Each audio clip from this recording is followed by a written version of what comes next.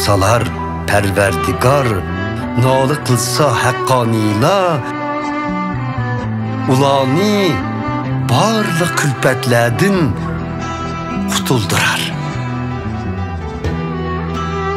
Miskinlarga yaqindir Parvardigor, ruhiy azob chekkanlarni qutqizar.